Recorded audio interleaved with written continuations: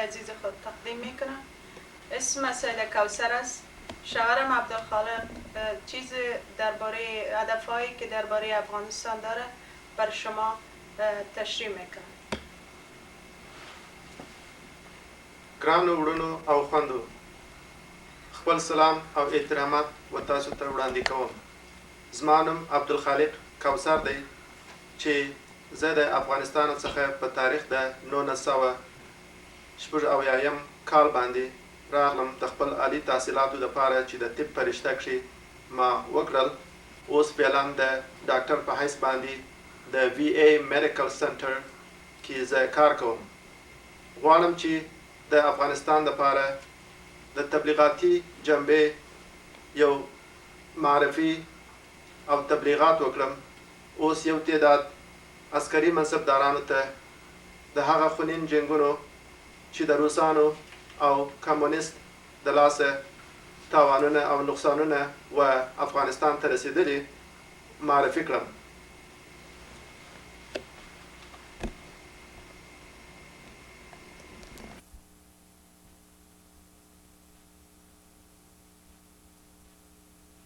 Today we're going to have a lecture series by Dr. Abdul Kocer, who is a physician in the 396 Station Hospital, U.S. Army Reserves. And this will be covering his experiences in Afghanistan, time period of December of '83 to January of '84, when he was working with the Afghan rebels and treating patients and teaching them how to do first aid and healthcare measures. Dr. Kocer is a native of Afghanistan, received his primary medical education there with continuing education in the United States. He currently is a director of outpatient services at the Miles City VA. Dr. Kocer.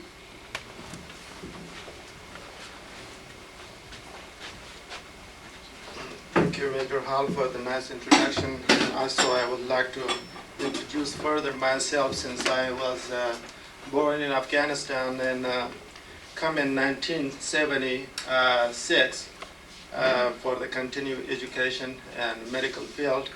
Finished my training most in South area in Texas, and worked for 3 years in Arkansas as a private practitioner.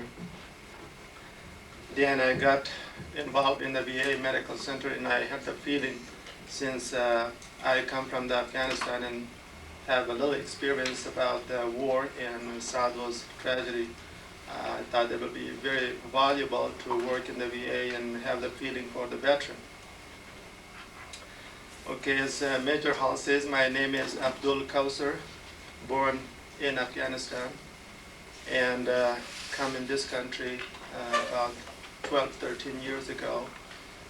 I want to cover some of those tragic situation in Afghanistan, which the Russian invaded Afghanistan with very brutal tragedy condition. Let me first introduce the Afghanistan location and the important strategic point. First of all, when I come to United States, I was speaking very little English. People didn't know where is Afghanistan located. They asked me all the time, where are you from? And I said, from Afghanistan. And he said, well, it might be one of the country in Africa. Looked like closer to African continent. But the invasion of the Russia to Afghanistan, and the media covered the whole stories, it got a better idea where's the location and how much important strategic location is that.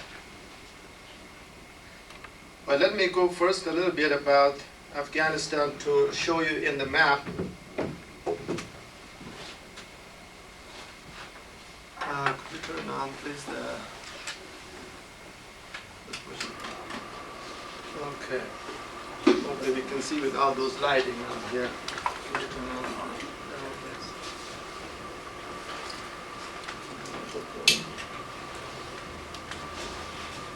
Afghanistan is located in Asia, which we have the border in north. You can see the Russia, Soviet Union, in the north side, a very large border. And we have in south Pakistan. In west, we have Iran. And the northeast side, we have China here.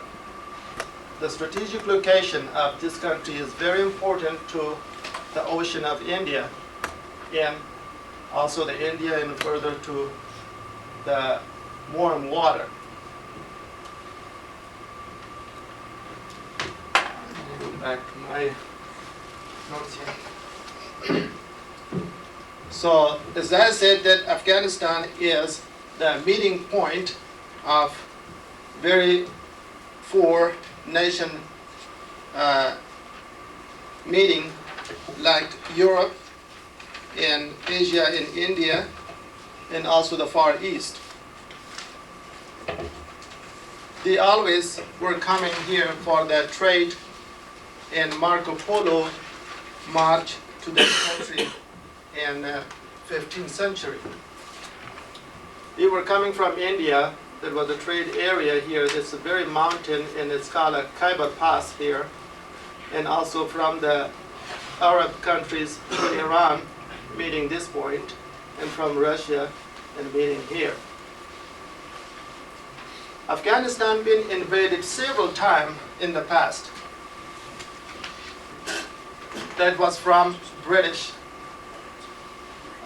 before World War II, when the British Empire was trying to control the whole world, and that been invaded that time unsuccessfully. The British had controlled India and Pakistan about 45 or 50 years ago. There was no Pakistan name there. It was all India and Afghanistan and Russia and Iran.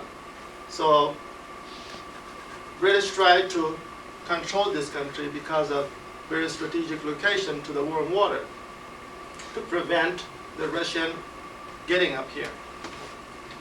What we did, our people tried to keep the Afghanistan free, because our people were really like the freedom and want to preserve their culture. British was defeated about 45 years ago, as I said, and we used the power of Russia to defeat that, controlling this area. However, as I said, the British was defeated. What happened? Once they were defeated, the rest of the country, like India and Pakistan and some of the African countries, decided to take their freedom or demand their freedom. So the India during Gandhi time tried to deal with British and got their independence partially, and the location of Pakistan developed. That was divided between the Afghanistan and India. However, those people were so freedom lover, and they didn't want to give their tradition and their culture. That's why they stayed more free. In the history book, Afghanistan is almost over 2,000 years old. It's been documented, but actually it's over 6,000 years old, and that was called Afghanistan at that time. Only the name was changed, the name was different. It's called that time Aryana. So Aryan name come from those people. There were several tribes.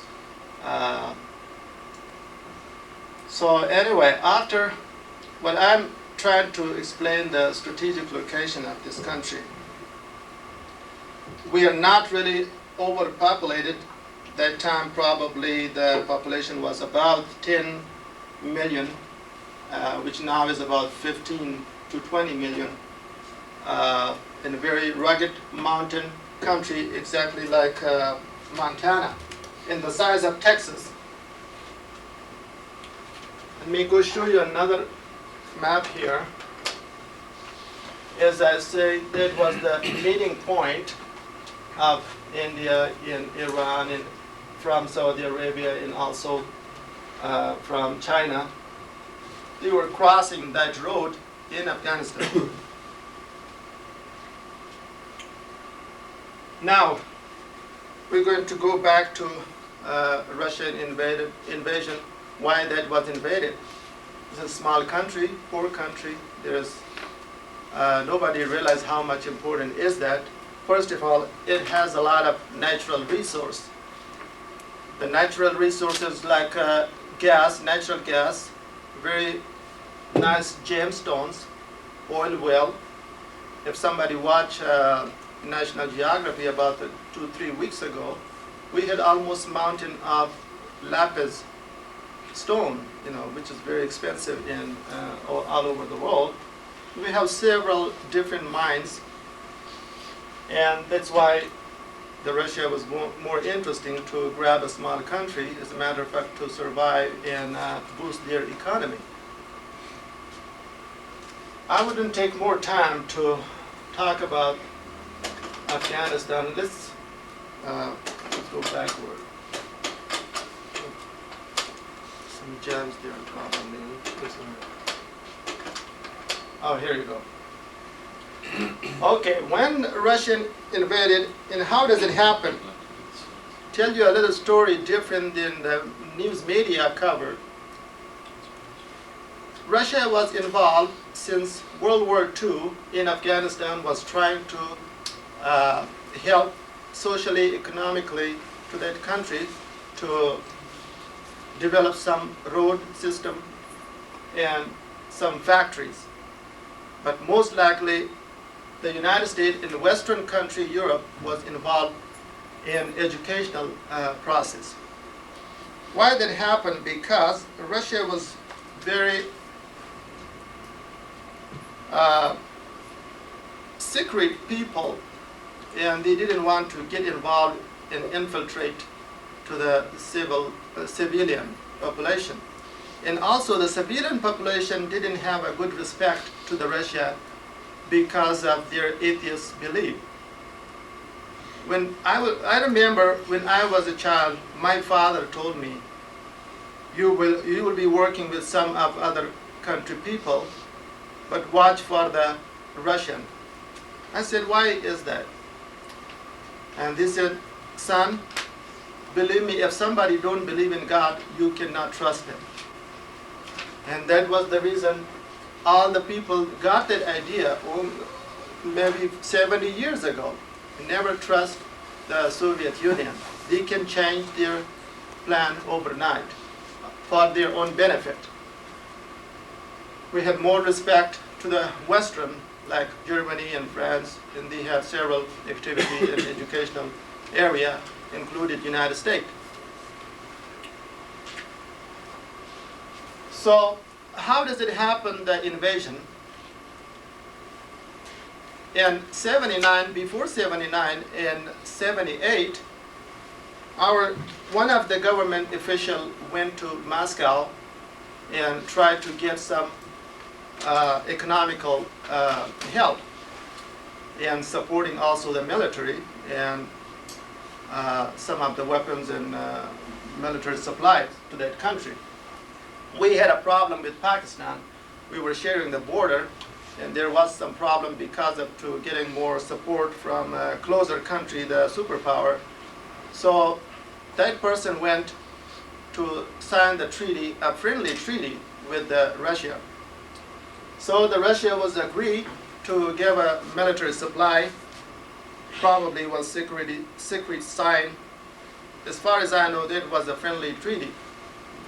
In December 79, the Russia got invaded with 150,000 troops to that country, plus the military supplies. Then, what happened, the civilian realized, since we did not believe in Russia, they took their weapon and tried to get them out, and they said, we not believe in Russia, they are not going to help us. and we're not willing to let them be in our country. Mainly, the civilian was trying to fight against the Russia. Even though several government changes during that time, during the last 10 years, but none of those were agreed to convince the civilian, let the Russia take over and control the country. What happened when they invaded? Most of the civilian was pushed out to the neighbor country, and they were agreed to live in this kind of condition and not let the Russian take over, and they come to the border of Pakistan and stay in this situation, which was also very dangerous for the children and women and all type of people. It was summertime and wintertime. You can imagine how the people lived. They were driven to the neighbor country because the Russia had a very brutality I will show you later, and they were using those forces on those civilians and in very brutality and way. You can realize most of our children, unarmed civilian, was shot many times in many areas, and you can see the lamb of the people were gone, and those were in the battlefield in a very primitive way. They were trying to treat the wounded people, and they were convinced to go in against, fight against the Russia. Unfortunately, they got some weapon from them, and of course, and they had some support all over the world. When that was invaded, and United Nations decided and they condemned the invasion of Russia in this small country and take it over for no reason. Russia was very interesting in that country because I told you for economical reason first, and the second for the strategic location. I tell you the story how corruption is that country. They discovered the natural gas.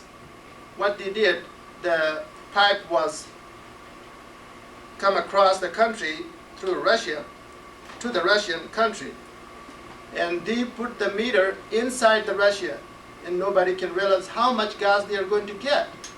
We were only seeing the pipes and no meter. I saw that myself in the part of the country. And that corruption, because of some signature between the government official, which was a puppet of the Russia and the Russian country.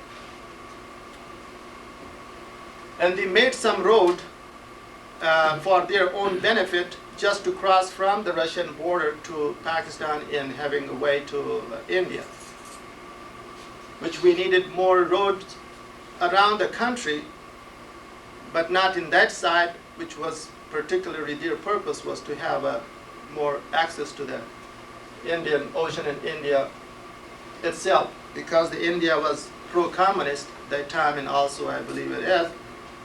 And Pakistan will be a very easy target if it would not support by any other nation. Our people were carrying the weapon on those donkey and trained mule because of the rugged mountain, and they were trying to fight against the Russian. The brutality of Russian, and they used a lot of different weapons. Tell you 40,000 mine was covered the whole area of the country, which booby traps got the people to this condition, and with unarmed civilian and children burned. And they destroyed most of the countryside, which they were also unarmed. There was no support from those rebels. we captured a lot of all those Russian. You can see got their passport and their ID cards.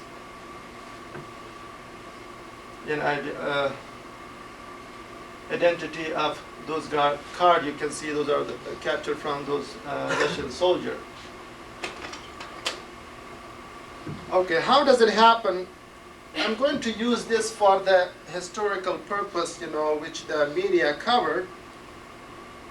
They said it was planned by those four people: Brezhnev, which was the leader of Kremlin, and Gromyko, foreign minister, and Ustinov was military head, and Suslov was ideologist, which was a Politburo chief. In a Politburo, there was about 14 members. That is not correct, because that plan of invasion was made almost 20 years ago, more than 20 years ago. And I saw myself in that country. Russia was getting involved, getting friendly to the government to get the benefit of sometime invasion to that country. However, Brezhnev is dead during that war time. Ustinov is dead also, and Suslov, the Politburo member, is dead. Gromyko just died about several months ago in this year. After that, the death, the people of Russia was kept in the dark. But generally, people were opposing the fighting in Afghanistan because a lot of people were killed. But still, they were kept in the dark and they couldn't say anything. There was no glasnost or perestroika at that time. Again, I come to some of the brutality of those Russians. You can see in the primitive way, they're really brutal, the people, and the people got with very primitive care. My point is, I went in December 84, to help in the border. I couldn't go inside because my life was also in jeopardy. If they realize somebody come from the United States inside the country, of course the Russians are not going to leave him alone.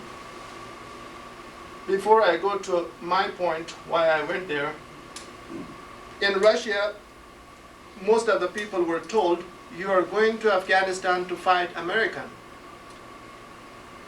When they got to Afghanistan, there was no American and they saw civilian, and they were killing those civilians by order.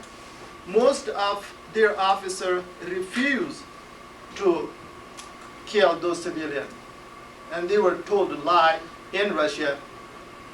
Of course, they can do anything they want to in their politics. What I did, I went to voluntarily in December 83, in January 84, just to help those people as an American, to teach them how to help in first aid, to help those wounded people and teach them. And they really appreciate that, and they were really respectful to most of American and sending somebody to speak their language and teach them the way how to take care of them. And I realized that they were really crying for help, no matter where this come from. Again, you can see they use, some part of the country they use chemical, even they denied they didn't use a chemical. Most of those were explosive material they used.